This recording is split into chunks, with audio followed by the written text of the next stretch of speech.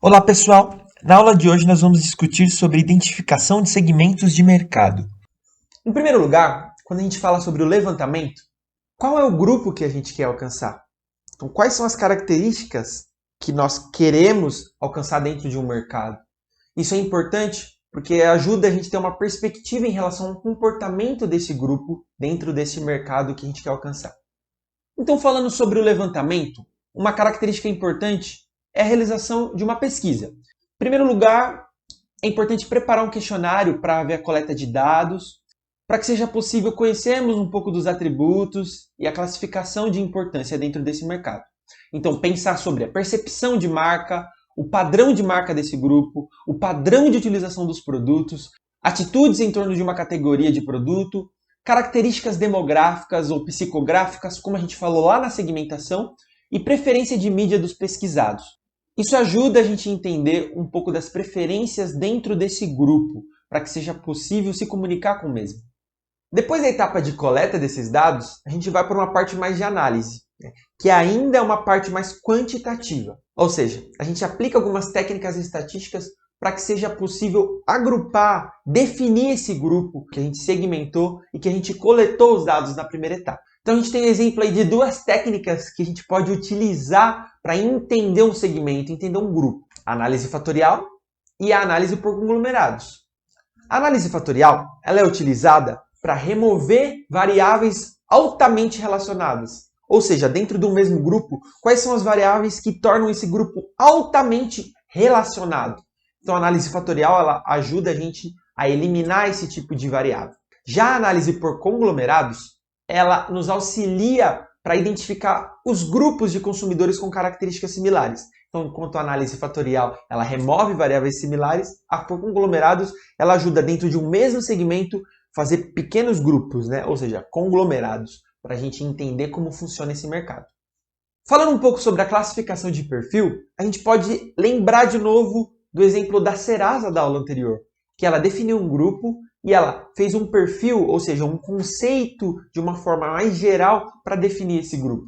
Então a gente pode definir, por exemplo, por características demográficas, características psicográficas. Isso auxilia a gente na hora de se comunicar com esse mercado. A classificação do perfil ajuda a gente também a ter uma ideia geral sobre esse grupo. Vamos usar aqui agora de novo o exemplo da Serasa. Ela definiu um perfil para cada grupo dentro dos consumidores, dentro do mosaico que ela fez. Então nós podemos aí ver o exemplo do grupo C, que são juventude, trabalhadora urbana. Então são características similares dentro desse grupo que é possível realizar essa classificação e entender esse grupo de uma forma geral, ou seja, como um todo. Depois a gente tem o exemplo do grupo D, são jovens de periferia. Então esse é outro perfil dentro dos consumidores que a Serasa analisou. Depois a gente parte para o grupo E, que são adultos, urbanos e estabelecidos. Então a gente aí tem 3 exemplos de classificação de perfil realizada para a Serasa. Isso ajuda a gente a compreender como é feito de fato essa classificação, esses conceitos para cada perfil. Bem, vamos continuar falando então sobre a análise desses segmentos. Então a gente tem aqui alguns critérios para analisar cada segmento. Se esses segmentos podem ser mensuráveis, ou seja, pelo tamanho, pelo poder de compra, pelas características. Todos esses pontos são características que auxiliam no critério de mensuração desse grupo. Depois a gente tem os critérios substanciais. Esses segmentos devem ser grandes, rentáveis o suficiente. Então isso ajuda a gente a pensar em relação ao critério para um segmento, para definir um mercado. Nós podemos também analisar se esse segmento pode ser acessível, ou seja, se ele pode ser efetivamente alcançado e servido pela empresa ou pela marca. A gente pode pensar também se esses segmentos eles podem ser diferenciáveis, se eles respondem cada um de maneira diferente a um elemento da propaganda e do mix de marketing, que a gente vai ver a partir das próximas aulas. Por fim, a gente tem um critério aí de segmentos acionáveis, se eles são capazes de atrair e atender tudo o que foi definido pelo segmento. Bem, falando então em relação ao tamanho da empresa, a gente pode pensar na etapa de análise que o tamanho ele pode influenciar várias coisas para a definição do nosso segmento. Então, a atratividade ela pode variar em função do tamanho da empresa. Como a gente pode analisar o tamanho? Como a gente pode classificar, definir as características em função do tamanho? Nós temos aí duas ferramentas que podem auxiliar a gente nisso, que é a matriz BCG e a matriz Produto-Mercado, ou conhecida como matriz ANSOF.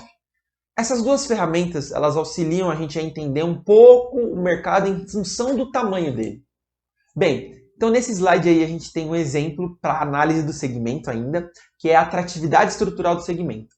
A gente tem um exemplo na figura que é uma estrutura feita pelo Porter. Ela é bem conhecida, ela ajuda a gente a entender como funciona o mercado, como a gente pode definir o nosso segmento, nosso mercado-alvo e como a gente se localiza dentro do nosso mercado em questão. Isso pode variar bastante também em função dos objetivos e os recursos da empresa. Então, tudo que a empresa possui de recurso, de objetivo, isso pode influenciar em relação à estrutura do mercado. Se é uma empresa de maior porte, de menor porte, se é uma marca que quer se comunicar com um mercado que ele tem um tamanho maior ou um tamanho menor. Isso tudo auxilia a gente a entender como funciona a estrutura do nosso segmento. Falando um pouco sobre as abordagens, nós podemos pensar o marketing, o plano de marketing para uma marca ou para um tipo de consumidor, em função da abordagem desse grupo. Se é um grupo maior, se é um grupo que a gente quer segmentar por características. Então, o primeiro exemplo é o marketing de massa. O que é esse marketing de massa? O marketing de massa ele não tem o objetivo de se comunicar com um grupo específico, que tem características similares. Não, ele quer se comunicar com todos, independente se essas necessidades, se os desejos, eles são diferentes. Então vamos falar sobre a abordagem por segmentos. Para isso a gente precisa lembrar de novo do exemplo lá da primeira aula. A gente tinha um grupo maior com várias cores, em que foram definidos pequenos grupos com cores similares. Isso auxilia a gente a entender o quê? Que o mix de marketing para esse tipo de segmento, ele tem o objetivo de alcançar o segmento específico, que tem características similares, então grupos com características psicográficas, demográficas, que são divididos por segmentos. Então uma abordagem por segmento, ela tem o objetivo de abranger, de alcançar os segmentos. Já a abordagem individual, ela tem o objetivo de alcançar um consumidor, ou mesmo uma organização. Então ela realiza algo mais personalizado para atingir os objetivos, para alcançar aquele consumidor ou aquela organização. Não um segmento, não um grupo, mas apenas um indivíduo ou uma organização. Utilizando um exemplo aqui para abordagem de massa, a gente pode lembrar então do Google. O Google ele não tem o objetivo de alcançar um segmento, de alcançar um indivíduo. A abordagem que ele realiza são para todas as pessoas, são para todos os segmentos, são para todos os grupos. A gente tem também o exemplo do Uber, que realiza o seu marketing não em função de um segmento ou em função de um indivíduo, mas de uma abordagem mais de massa mesmo. Então ele não quer se comunicar com o segmento, ele quer falar com todas as pessoas e atingir o objetivo dele, que é deslocar as pessoas. Um exemplo para abordagens por segmentos é o caso da Coca. Então, dentro do portfólio de produtos da Coca, a gente tem diversos produtos com características diferentes. Pessoas que querem um produto sem açúcar, pessoas que preferem um produto com mais açúcar, refrigerante, suco, água. Então, dentro do portfólio de produtos, diversas características são encontradas para diversos tipos de segmentos. Então, é uma abordagem por segmento. Grupos com preferências diversas e cada produto para atender às necessidades e características desejadas. Partindo por um exemplo de abordagem por nicho, a gente tem aqui o caso da Alô Bebê. Então, quem são os consumidores da Alô Bebê? Geralmente são pais que querem comprar produtos para os seus filhos. Então, o nicho é o nicho infantil. É o nicho de crianças, de bebês. Os consumidores são pais, pessoas que têm crianças. Então, a gente pode ver aí uma abordagem mais por nicho. Então, características similares dentro de um mesmo nicho. Para abordagem individual, a gente vai utilizar o exemplo do espoleto. Quando a gente vai no espoleto, a gente pode montar o nosso prato da maneira como a gente quiser. A gente pode escolher uma massa, a gente pode escolher uma proteína, a gente pode escolher um molho. Então, esse é um grande exemplo de abordagem individual, uma abordagem mais personalizada para cada indivíduo. Esse exemplo é um caso de consumidor. Se a gente pensar numa organização, a gente vai ter algo um pouco diferente, mas dentro do mesmo conceito, que é oferecer algo mais exclusivo, oferecer algo mais personalizado para um indivíduo ou para uma organização. Um outro exemplo aqui de abordagem individual é o caso da Dell, que você pode personalizar a máquina da maneira que você quiser. Então, uma máquina com uma capacidade maior de tamanho, uma máquina mais veloz.